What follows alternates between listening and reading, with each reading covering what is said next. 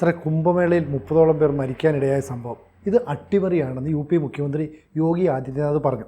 അങ്ങനെയാണെങ്കിൽ ഇതേക്കുറിച്ച് അന്വേഷണം നടത്താൻ ഓപ്പറേഷൻ 120 എന്ന് പറയുന്ന ഒരു പദ്ധതിയെക്കുറിച്ചും പ്രഖ്യാപിച്ചിട്ടുണ്ട്. എന്തായിരിക്കും അത്?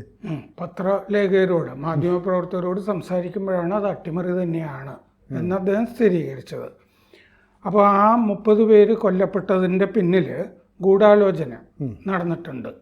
ആ ഗൂഢാലോചന നടത്തിയവരെന്ന് സംശയിക്കുന്ന 120 പേരുണ്ട്.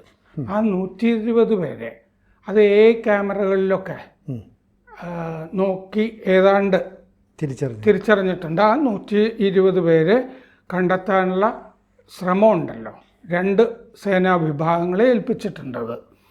ആ 120 പേരും ഒറ്റ ബസ്സിലാണ് വന്നിറങ്ങിയിരിക്കുന്നത് അവിടെ. അത് വ്യക്തമാണ്, കൺഫേംഡ് ആണ്. അപ്പോൾ ആ 120 പേരെ തിരിച്ചറിയാനുള്ള ഓപ്പറേഷനാണ് ഓപ്പറേഷൻ 120 എന്ന് പറഞ്ഞ് മുമ്പോട്ട് പോകുന്നത്. അതിൻ്റെ മേൽനോട്ടമൊക്കെ യോഗി ആദിത്യനാഥ് തന്നെ വഹിക്കുന്നുണ്ട്. അപ്പോൾ ആ 120 പേരാണ് തന്നെയാണോ തിക്കും തിരക്കും ഇവിടെ ഉണ്ടാക്കിയത് എന്നുള്ളത് ആ ഭാഗം നോക്കും, മറ്റു ഭാഗങ്ങളും നോക്കും. ബസ്സിൽ വന്നിറങ്ങുന്നത്, പിന്നെ ഈ തിരക്കുണ്ടാക്കിയവർ, അങ്ങനെ ആ 120 പേര് തന്നെയാണോ എന്ന് സ്ഥിരീകരിച്ചിട്ട്, ഇത് തെളിവ് വരുമ്പോൾ കൊറോബറേറ്റ് ചെയ്യണമല്ലോ രണ്ടും തമ്മിൽ, അത് നോക്കും. അപ്പോൾ 2500 ക്യാമറകൾ അവിടെയുണ്ട്. ആ 2500 ക്യാമറകളിൽ നിന്നുള്ള ദൃശ്യങ്ങളുടെ സഹായത്തോടുകൂടി യു പിയിലെ ഭീകരവാദ വിരുദ്ധ സ്ക്വാഡ്, പിന്നെ യു പിയുടെ പോലീസിൻ്റെ പ്രത്യേക ദൗത്യ സംഘം, അങ്ങനെ 2 സംഘങ്ങളാണ് ഈ സംഭവം അന്വേഷിച്ചുകൊണ്ടിരിക്കുന്നത്. 30 പേരുടെ മരണത്തിന് ഇടയാക്കിയത് എങ്ങനെ, അതാണ് ഈ ഓപ്പറേഷൻ 120. ക്യാമറയിൽ നിന്ന് ഒരു സംശയമില്ലാതെ തെളിഞ്ഞിട്ടുണ്ട്, ഒറ്റ ബസ്സിൽ 120 പേര് വന്നിറങ്ങിയിട്ടുണ്ട് എന്നുള്ള കാര്യം. അത് തന്നെ സംശയാസ്പദമായിട്ടാണ് കാണുന്നത്. അപ്പോൾ അവർ അപവാദം പ്രചരിപ്പിച്ചിട്ടുണ്ടോ എന്നിട്ടാണോ ഇതുണ്ടായത്, അതോ തിക്കും തിരക്കും അവർ സൃഷ്ടിച്ചതാണോ എന്ന് മനസ്സിലാക്കാൻ നോക്കുന്നത്.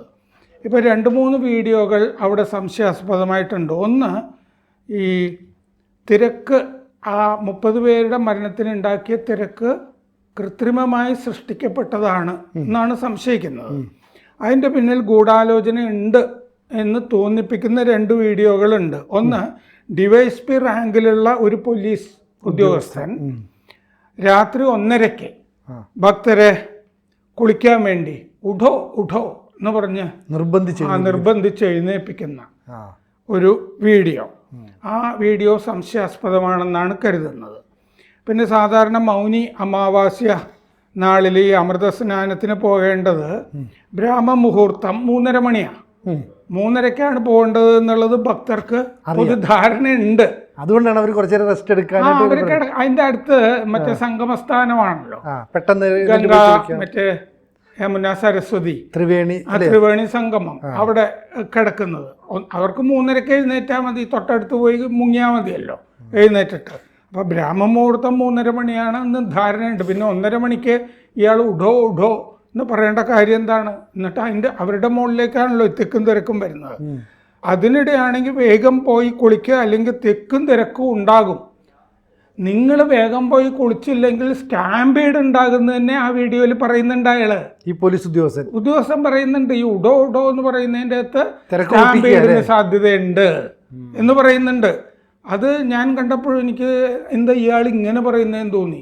സ്റ്റാമ്പീഡ് ഉണ്ടാകാൻ സാധ്യത, ആരെങ്കിലും നെഗറ്റീവായ വർത്തമാനം പറയുമോ അങ്ങനെ ഒരു സ്ഥലത്ത്? അപ്പോൾ അത് ബോധപൂർവം തിക്കും തിരക്കും ഉണ്ടാക്കാൻ വേണ്ടി ചെയ്തതാണ് എന്നുള്ളത് തിരക്കുണ്ട്. പിന്നെ മറ്റൊരു വീഡിയോ, 15ഓളം ചെറുപ്പക്കാർ തിരക്കിട്ട് വന്ന് ബാരിക്കേഡിൻ്റെ ഉള്ളിലേക്ക് കയറാൻ ശ്രമിക്കുകയാണ്. അത് നമുക്ക് കാണാമല്ലോ, ഒരു 1.5 മിനിറ്റ് വീഡിയോ. 15 പേര് ബാരിക്കേഡിൻ്റെ ഉള്ളിലേക്ക് കടക്കാൻ ശ്രമിക്കുന്നു. അവരിൽ ഒരാൾ ബാരിക്കേഡിൻ്റെ ഒരു ഭാഗം പൊളിക്കാൻ ശ്രമിക്കുന്നുണ്ട്. അത് തിക്കും തിരക്കും ഉണ്ടായി എന്ന് വരുത്തിയിട്ട് ഭക്തർക്കിടയിൽ ഭീതി പരത്താനുള്ള ശ്രമമായിരുന്നു എന്നാണ് കരുതുന്നത്. അപ്പോൾ ആ 2 വീഡിയോകളും യു പി പോലീസ് പരിശോധിക്കുന്നുണ്ട്. വേറൊരു വീഡിയോ ഉണ്ട്. ആ വീഡിയോയിൽ മരിച്ചവരുടെ കിഡ്നിയും കരളും വൃക്കയും കരളും പറിച്ചെടുത്ത് പുഴയിലെറിയാനായിട്ട് യുവാക്കൾ പറയുന്നൊരു വീഡിയോ ഉണ്ട്. ആക്രോശിക്കുന്ന പോലെ അല്ലേ? ഈ അപ്പം കൃത്യമായിട്ട് പ്ലാൻഡ് ആണെന്നുള്ളതിൻ്റെ ജഡത്തിൽ നിന്നുള്ള വൃക്കയും കരളും പറിച്ചെടുത്ത് പുഴയിലേക്ക് എറിയാൻ പറയുക. അങ്ങനെയാണെങ്കിൽ അത് ഹിന്ദു വിരുദ്ധരായിരിക്കും. ഹിന്ദുക്കളുടെ മറ്റേ കരളും കിഡ്നിയും ഒക്കെ പറിച്ചെടുക്കാൻ പറയുന്ന. പിന്നെ ചില സാമൂഹ്യ മാധ്യമ അക്കൗണ്ടുകളുടെ പിന്നിൽ ചില പ്രത്യേക തരം കണ്ടൻ്റുള്ള സാമൂഹ്യ മാധ്യമ അക്കൗണ്ടിൻ്റെ പിന്നിൽ ആരാണ് എന്നുള്ളതും ചെക്ക് ചെയ്യുന്നുണ്ട്. അങ്ങനത്തെ വീഡിയോകളും ഒക്കെ UP പോലീസ് കണ്ടെത്തി പുറത്തു വിട്ടിട്ടില്ല കാര്യങ്ങൾ. കാരണം അപവാദമൊന്നും പ്രചരിപ്പിക്കാൻ പാടില്ലല്ലോ ഇതിനെപ്പറ്റി. വേറെയും കുറച്ച് ഈ സോഷ്യൽ മീഡിയ വീഡിയോസ് സംശയാസ്പദമായിട്ടുള്ളതും പോലീസ് എടുത്തു വച്ചിട്ടുണ്ട്. ഇപ്പോൾ ഒരുപാട് ദൃക്സാക്ഷി മൊഴികൾ പോലീസിന് കിട്ടിയിട്ടുണ്ട്. അതിലൊന്ന് നേരത്തെ നമ്മൾ ചർച്ച ചെയ്തതാണ്, ചെങ്കൊടി പിടിച്ച് ഏതാനും യുവാക്കൾ വന്നിട്ട് തെക്കും തിരക്കും ഭീതിയും സൃഷ്ടിച്ചു എന്നുള്ളത്. അപ്പോൾ ഈ ചെങ്കൊടി പിടിച്ച യുവാക്കൾ ആരാണ്? മാവോയിസ്റ്റുകളാണോ അതോ കമ്മ്യൂണിസ്റ്റുകാരെന്ന തെറ്റിദ്ധാരണ ഉണ്ടാക്കാൻ ചിലരെ മനഃപൂർവ്വം ചുമന്നുകൊടി പിടിച്ചതാണോ? എന്തായാലും സ്വാഭാവികമായിട്ട് കുമ്പളയിൽ ചുവപ്പ് കൊടിയായിട്ട് വരേണ്ട കാര്യമില്ലല്ലോ അല്ലേ? കാരണം പണ്ട് ഈ ആറന്മുളയിൽ MP രാഘവൻ മത്സരിക്കുന്ന കാലത്ത് അദ്ദേഹം കമ്മ്യൂണിസ്റ്റുകാരുടെ വലിയ ശത്രുവാണല്ലോ. എന്നോട് MM ലോറൻസ് പറഞ്ഞൊരു സംഭവമാണ്.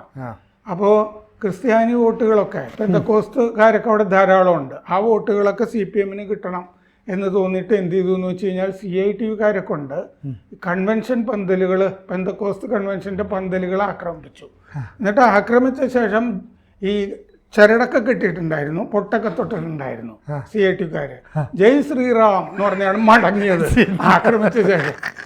എന്ന് പറഞ്ഞതുപോലെ അക്കാലത്ത് BJPക്കൊന്നും സ്വാധീനം ഉണ്ടായിരുന്നല്ലോ. ഇതൊക്കെ ജനങ്ങൾ വിശ്വസിക്കുകയൊക്കെ ചെയ്തു. ദേശാഭിമാനിയിലൊക്കെ വലുതായിട്ട് വന്ന്. അപ്പോൾ ചെങ്കൊടി അനാവശ്യമായിട്ട് ആരെങ്കിലും പിടിച്ചതാണോ, ഒരു ഗൂഢാലോചനയുടെ ഭാഗമാണോ എന്ന് നോക്കുന്നുണ്ട്. പിന്നെ ഈ തിക്കും തിരക്കും കഴിഞ്ഞ് 30 പേര് കൊല്ലപ്പെട്ട ശേഷം പെട്ടെന്ന് 16,000-ഓളം മൊബൈൽ ഫോണുകൾ പൊടുന്നിന് സ്വിച്ച് ഓഫായി. 16,000 മൊബൈൽ ഫോണുകൾ പെട്ടെന്ന് സ്വിച്ച് ഓഫായി, പ്രവർത്തിക്കുന്നില്ല. അത് സംശയാസ്പദമാണ്. അപ്പോൾ മൗനി അമാവാസ്യ ദിവസമായിട്ടുള്ള ആ ജനുവരി 29-ന് ഈ ത്രിവേണി സംഗമത്തിലെ നൗജ് എന്ന് പറഞ്ഞ ഭാഗത്ത്, ത്രിവേണി സംഗമത്തിലെ നൗജ് എന്ന ഭാഗത്താണ് ഈ 16,000 മൊബൈലുകൾ സ്വിച്ച് ഓഫ് ആയത്. അതിനെപ്പറ്റി അതിലെ ഒരു ആ 16,000-ൽ 100 നമ്പറുകൾ പോലീസ് പ്രത്യേകിച്ച് കേന്ദ്രീകരിച്ച് അന്വേഷിക്കുന്നുണ്ട്. അതിൽ നിന്ന് വേറെ കോളുകളൊക്കെ അതിന് മുമ്പ് പോയിട്ടുള്ളതുമൊക്കെ വെച്ചിട്ട് 100 പേരെ പറ്റി. അതാണ് ഈ 120 എന്നൊക്കെ പറയുന്നതിൻ്റെ ഒരു പ്രസക്തി. കാരണം അവർ ആൾക്കൂട്ടത്തിൻ്റെ നടുവിലുണ്ടായിരുന്നു എന്നാണ് പറയുന്നത്. ആ സ്വിച്ച് ഓഫ് ചെയ്ത 100-120 പേര് പൊടുന്നനെ അവർ ബഹളം ഉണ്ടാക്കി ആളുകളെ തല്ലി മാറ്റി. അങ്ങനെ ഒരു ഭീതി സൃഷ്ടിച്ചു അവിടെ. അവരെ തിരിച്ചറിയാൻ CCTV ഫുട്ടേജുകൾ പരിശോധിക്കുന്നുണ്ട്. കുംഭമേളയിൽ ത്രിവേണി സംഗമത്തിനടുത്ത് തിക്കും തിരക്കും ഉണ്ടാകുന്നതിന് മുമ്പ് സംശയാസ്പദമായിട്ട് എന്തെങ്കിലും സംഭവിച്ചിട്ടുണ്ടോ, ആ കാര്യം അന്വേഷിക്കുന്നുണ്ട്. അത് ഈ തെരുവിൽ മാലയും സാധനങ്ങളും ഒക്കെ വിൽക്കുന്ന മറ്റേ കച്ചവടക്കാരനാണ്. അതിന് മുമ്പ് അവിടെ വല്ലതുമൊക്കെ നടന്നിട്ടുണ്ടോ എന്നും അന്വേഷിക്കുന്നുണ്ട്. അപ്പോൾ ഈ 16,000-ഓളം ഫോൺ സ്വിച്ച് ഓഫ് ചെയ്തു. അതിൽ തന്നെ 1,000-ഓളം ഫോണുകൾ കൂടുതൽ നിരീക്ഷണത്തിലേക്ക് പോകുന്നതൊക്കെ 100 അല്ലേ? അപ്പോൾ അങ്ങനെ പോവുകയാണെങ്കിൽ ഇത് വളരെ പ്ലാൻഡായിട്ട് കുറേ നാളുകൊണ്ട് നിരീക്ഷിച്ചതിന് ശേഷം നടത്തിയല്ലേ. ഈ ദിവസമാണ് ഏറ്റവും കൂടുതൽ ആളുകൾ വരുന്നതെന്നും അന്നൊരു തിക്കും തിരക്ക് ഉണ്ടാക്കാമെന്നും ഒക്കെയുള്ള പ്ലാൻ. ഇത് UP പോലൊരു സംസ്ഥാനത്ത് നടപ്പാക്കണമെങ്കിൽ ഇവർക്ക് എത്ര ധൈര്യം ഉണ്ടാവും? അതെ, അതെന്താണെന്ന് വെച്ചാൽ 1954 ഈ മൗനി അമാവാസ്യ ദിവസമാണ് 1954 കുംഭമേളയിൽ 1000-ഓളം പേര് കൊല്ലപ്പെട്ടത്. അതുകൊണ്ടാണ് ആ ദിവസം തിരഞ്ഞെടുക്കുന്നത്. ആ ദിവസം എന്ന് പറഞ്ഞാൽ ഏറ്റവും കൂടുതൽ ആൾ വരുന്നൊരു ദിവസമാണ്. പിന്നെ വസന്ത പഞ്ചമി ദിവസമാണ് ഏറ്റവും കൂടുതൽ ആൾ വരുന്നത്. ഇന്ന് ഇപ്പോൾ മോദി അവിടെ സ്നാനം നടത്തിയല്ലോ. അതെ, ഇന്നിപ്പോൾ മാഘത്തിലെ അഷ്ടമി ആണ് നടത്തിയത്. അപ്പോൾ ഇത്തവണ എന്തായാലും യോഗി ആയതുകൊണ്ട് ഇത് സ്വാഭാവികമായിട്ടുണ്ടായതാണെന്നോ സാധാരണ രീതിയിലൊരു തിക്കും തിരക്കും ഉണ്ടായതാണെന്നോ ഒന്നുമല്ല കരുതുന്നത്. അത് അട്ടിമറിയാണെന്ന് തന്നെയാണ് വ്യക്തമാണ്. അദ്ദേഹം അങ്ങനെ തന്നെ പറഞ്ഞു കഴിഞ്ഞു. അപ്പോൾ പിടിക്കും എന്നും അദ്ദേഹം പറഞ്ഞു കഴിഞ്ഞു. ഈ അട്ടിമറി നടത്തിയവരെ പിടിച്ചിട്ടേ അടങ്ങൂ എന്ന് അദ്ദേഹം പറഞ്ഞിട്ടുണ്ട്. കൂടുതൽ വാർത്തകളും വിശേഷങ്ങളും നിങ്ങളിലേക്ക് എത്താൻ ABC മലയാളം സബ്സ്ക്രൈബ് ചെയ്യുക, ബെൽ ബട്ടണും അമർത്തുക.